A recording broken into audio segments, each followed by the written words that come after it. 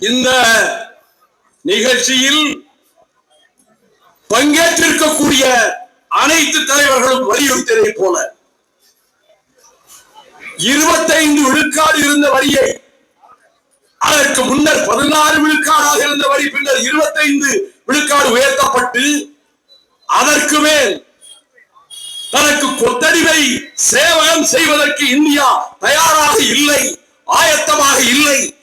அச்சுறுத்துவோம், பயமுறுத்தி பார்ப்போம், பகிரங்கமான தாக்குதலை தொடுப்போம், இந்தியாவின் பொருளாதார முதுகெலும்பை நொறுக்குவோம் என்று முற்பட்டுவிட்ட டொனால்டு டிரம்ப் விதித்திருக்கக்கூடிய இந்த வரி விதிப்பால் லட்சக்கணக்கான தொழிலாளர்கள் தங்கள் பணியை வேலையை இழக்க நேரிடும். அமெரிக்க நாட்டுக்கு இந்தியாவின் சந்தையை வேளாண் பொருள்கள், பால் உள்ளிட்ட பொருள்கள் இறக்குமதிக்கும். அதே நேரத்தில் அங்கிருந்து வருகிற பொருள்களுக்கு தாங்க முடியாத வரி விதிப்பை ஏற்படுத்தியும் அமெரிக்க ஏகாதிபத்திய கழுகு தன்னுடைய சுயரூபத்தை காட்டியிருக்கிறது. எழுச்சி தமிழர் என் இனிய சகோதரர் தொல் திருமா அவர்கள் குறிப்பிட்டதை போல அதானிக்கும் அம்பானிக்கும் ஏஜெண்ட் வேலை பார்க்கிற இந்திய தலைமை அமைச்சர் அவருடைய போக்கால் நாட்டின் ஜனநாயகம் ஒட்டுமொத்தமாக தாக்குதலுக்கு ஆளாகி இருக்கிறது. இந்த நிலையில் இந்த திருப்பூர் நகரிலே இருந்து ஆண்டுதோறும் 1000 கோடிகளுக்கான பின்னலாடைகளை ஏற்றுமதி செய்தவர்கள் இப்போது பெறப்பட்ட ஆர்டர்களுக்கே அவர்களுடைய பின்னலாடைகளை விற்க முடியாது அமெரிக்க நாட்டு சந்தையிலே. இந்த வரி விதிப்பை அவர்கள் தாங்கிக் கொள்ள வேண்டும் எனில் அவர்கள் ஏற்கனவே வகுத்திருந்த விலைவாசியை அவர்கள் அதிகப்படுத்தி விற்கவும் முடியாது.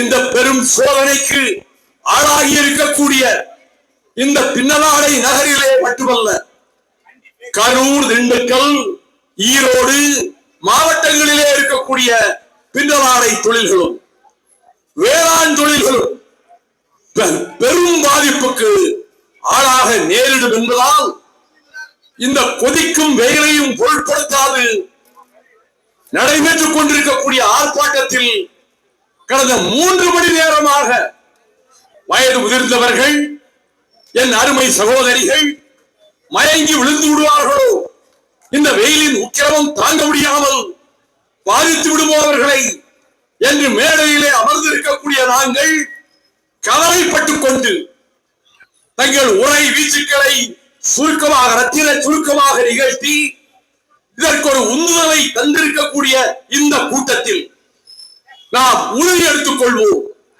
ஜனநாயகத்திற்கு பேராபத்து ஏற்பட்டிருக்கின்றது. இந்திய ஜனநாயகம் பெரும் தாக்குதலுக்கு ஆளாகி இருக்கிறது.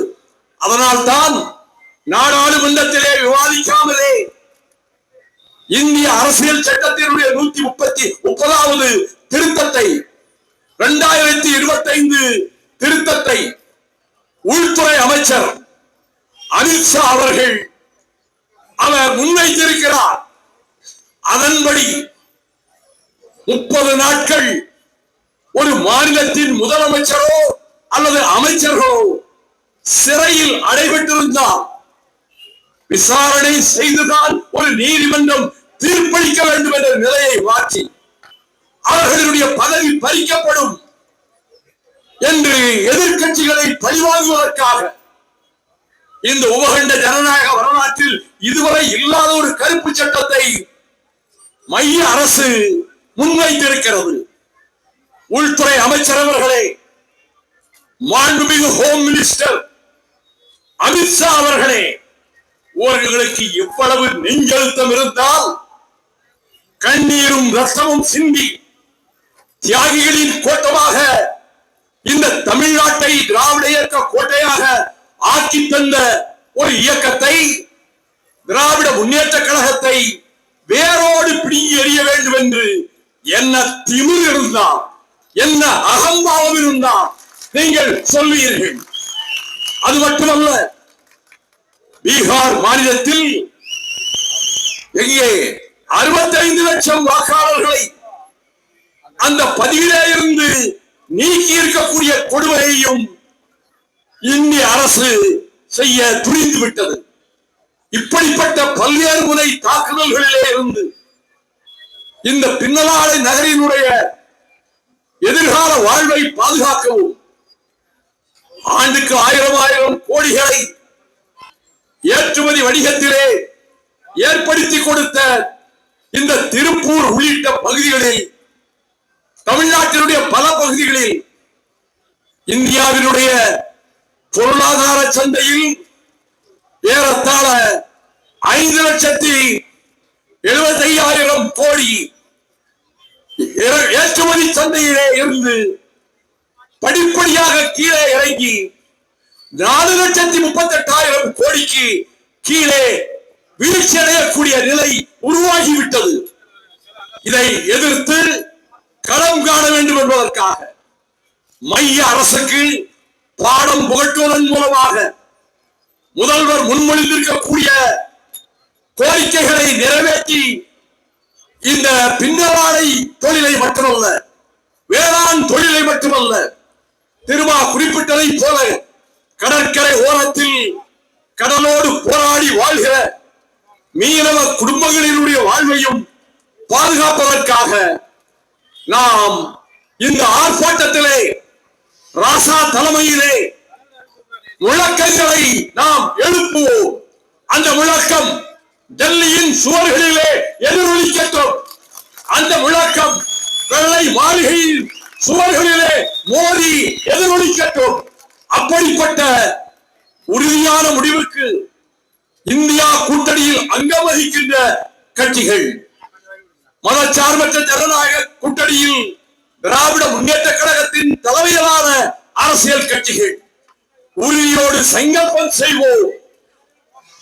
மைய அரசுக்கு பாடம் புகட்டுவோம்.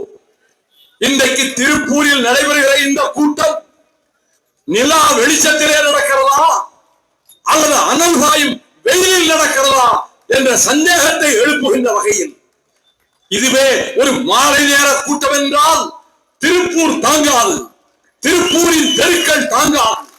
அப்படி உணர்ச்சி பிரவாகமாக எழுந்து வந்திருக்கக்கூடிய அனைத்து தோழர்களுக்கும் என் நன்றியையும் பாராட்டுகளையும் தெரிவித்து, நாம் எடுக்கின்ற ஒவ்வொரு முயற்சிக்கும் தமிழகம் தோள் கொடுக்கும். தமிழகத்தை காப்பாற்றுவதற்காக, தமிழகத்தின் தொழில் பின்னலாடை தொழிலை காப்பாற்றுவதற்காக, லட்சோப லட்சம் தொழிலாளர்களின் நல்வாழ்வை பாதுகாப்பதற்காக நாம் உறுதி எடுத்துக் கொள்வோம்.